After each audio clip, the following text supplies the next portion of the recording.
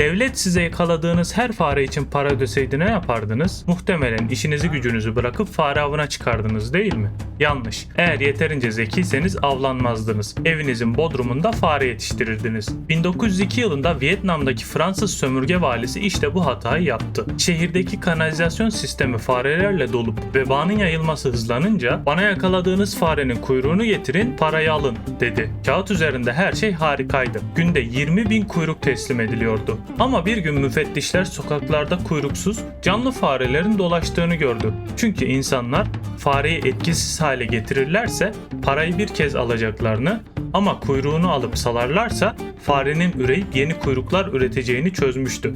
Hatta köylerde fare çiftlikleri kurulmuştu. Devlet fareleri yok etmek için ayırdığı bütçeyle aslında fare yetiştiriciliğini fonluyordu. Kulağa 1902 yılına ait komik bir hata gibi geliyor değil mi? Keşke öyle olsaydı. Çünkü şu an aynı hatayı okul puanlarınızda, maaş bodronuzda ve tıkladığınız videolarda bizzat siz yaşıyorsunuz. Fare kuyruklarının yerini veriler aldı ama illüzyon değişmedi. Her sistemi içeriden çökerten o hatanın adı Goodhart yasası. Fransızlar bu hatayı yapan tek süper güç değildi. İngilizler de Hindistan'ı yönetirken aynı tuzağa düştüler. Onların derdi fareler değil, kobra yılanlarıydı. Vali, kobra derisi getirene para ödülü vereceğini duyurdu. Mantık kusursuz, değil mi? Yılanlar yok olacak, nüfus azalacak. Ama Hint halkı İngilizlerin düşündüğünden daha zekiydi. Ya da daha girişimciydi diyelim. Ormanda hayatlarını riske atıp yılan avlamak yerine evlerinin arka bahçesinde kobra yetiştirmeye başladılar. Düşünsenize, evde oturup para basıyorsunuz.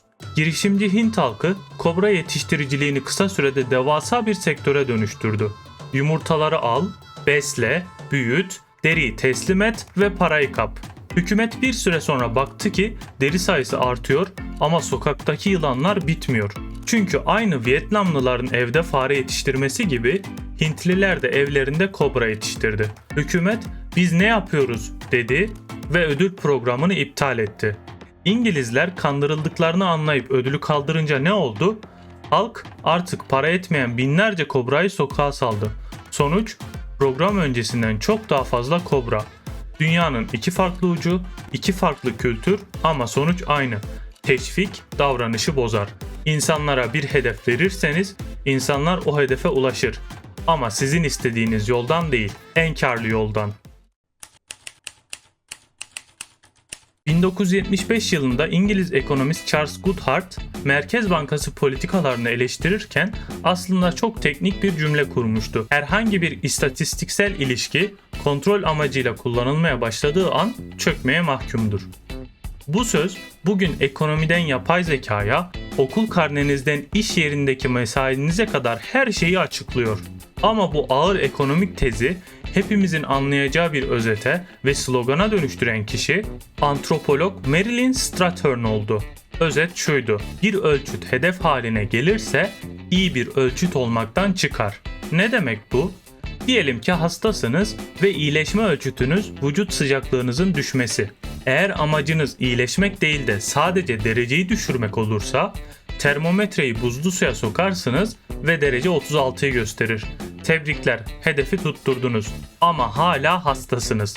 Hatta kendinizi kandırdığınız için muhtemelen hastalığı yayacaksınız. Buna literatürde gaming the system, yani sistemi oynamak deniyor. Sovyetler Birliği'nde bunun en komik örneği yaşandı. Merkezi planlama bir çivi fabrikasına emir verdi. Bu ay 1 milyon adet çivi üreteceksiniz. Fabrika ne yaptı? Hedefi tutturmak için elindeki metalle milyonlarca ama işe yaramayacak kadar küçük, minicik çiviler üretti. Sayı tuttu mu? Tuttu. Çiviler işe yarıyor mu? Hayır. Moskova hatayı fark etti ve emri değiştirdi. Tamam, sayı değil, ağırlık istiyoruz. Bu ay 100 ton çivi üretin. Fabrika müdürü gülümsedi ve o ay fabrikadan sadece birkaç tane ama her biri devasa demiryolu rayı kadar ağır çiviler çıktı. İşte Goodhart yasası budur. İnsanlara bir hedef verirseniz o hedefe ulaşmanın en kısa, en kolay ve genellikle en yıkıcı yolunu bulurlar. Bu yasa sadece tarih kitaplarında kalmadı. Şu an cebinizdeki telefonda Goodhart yasası her saniye çalışıyor. Hatırlarsanız algoritma ve ölü internet videolarımda bahsetmiştim. YouTube'un ilk yıllarında hedef tıklanma sayısıydı. Goodhart devreye girdi, içerik üreticileri videonun kalitesine odaklanmak yerine ilkel dürtülerinizi hedef alan kapak fotoğrafları ve inanılmaz olay yazan yalan başlıklarla sistemi hackledi. YouTube bunu fark etti ve hedefi izlenme süresine çevirdi. Sonuç, bazen 2 dakikada anlatılacak konuyu 10 dakikaya yayan, girişleri uzatıp gereksiz detaylar veren videolar türedi. Instagram'a bakın. Hedef etkileşim, yani like ya da yorum olduğu için algoritma sizi sinirlendiren içerikleri öne çıkarıyor. Çünkü nefret sevgiden daha çok yorum getirir. Platformların amacı sizi bağlamaktı. Ama ölçüt sayılar olunca internet devasa bir çöplüğe dönüştü. Eminim siz de önünüze düşen bazı içeriklere "Ya bunları kim izliyor?" ya da "Yeter artık, bunu görmekten bıktım." demişsinizdir. Size böyle hissettiren içeriği yorumlar kısmında paylaşın ve kaç kişinin aynı dertten muzdarip olduğunu birlikte görelim. Şimdi simülasyonun kendisine, yani Türkiye'ye dönüyoruz. Goodhart ve Campbell yasalarının her gün, her saat sizin hayatınızı nasıl sabote ettiğine bakalım. Önce eğitim. Campbell yasası der ki, bir sınav sonucu ne kadar önemliyse eğitim o kadar yozlaşır. Türkiye'deki eğitim sistemi Campbell yasasının yaşayan en büyük laboratuvarı. Sistem şöyle diyor: üniversite sınavında, yani YKS, lise not ortalaması puana eklenecek. Amaç ne? Öğrencinin okul başarısını teşvik etmek. Peki özel okul sahibi ne düşünüyor? Veli, yani müşteri, bana para veriyor, ben de ona bir ürün veriyorum, yani eğitim. Müşteri ne istiyor? Çocuğunun üniversiteyi kazanmasını. O zaman formül basit: ver yüzü. Özel okullardan mezun olan öğrencilerin not ortalaması normalin üstünde yüksek olunca bakanlık denetim için özel okullara müfettişler yolladı. Milli Eğitim Bakanlığı müfettişleri okulları denetlediğinde ne gördü? Sınav kağıtlarında oynamalar, okula gelmeyen öğrenciye tam puanlar. Çünkü not bir ölçüt olmaktan çıktı, satın alınan bir hizmete dönüştü.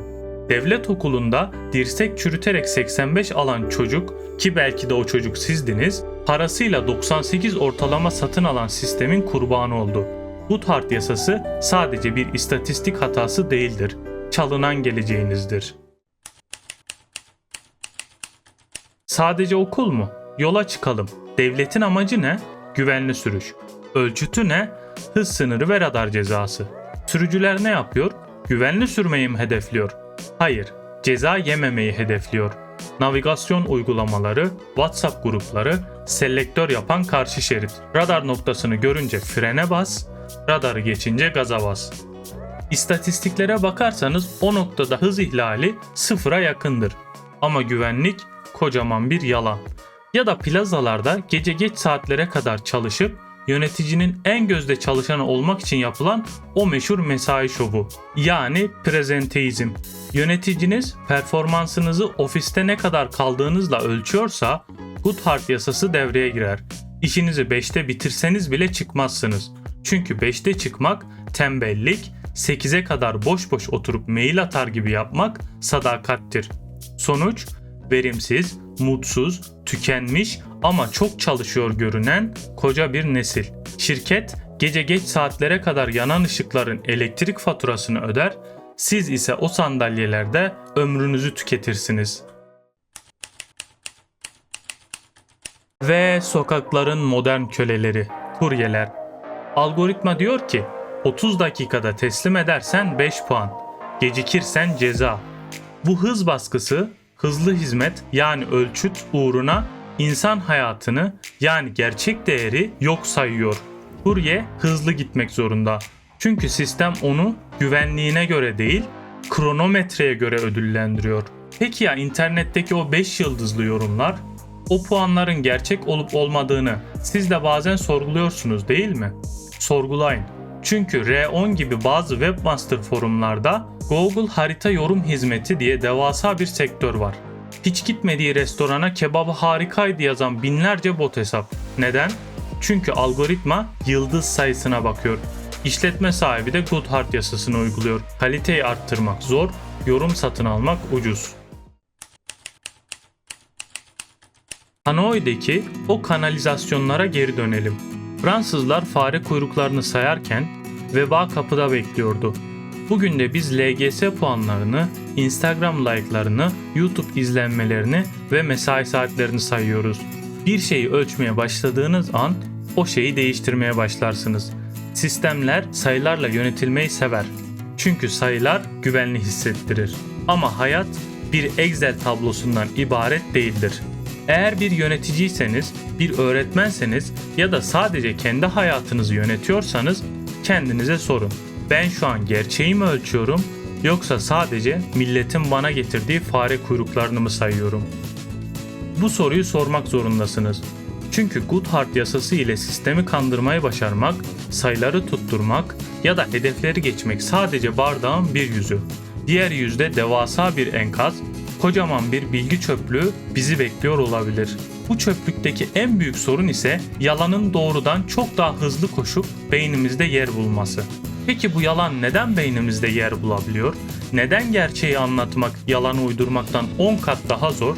İşte bu soruların cevabını şu an ekranda çıkan videoda anlattım. Sistemleri tamir ettiysek sıra yalanı durdurmakta.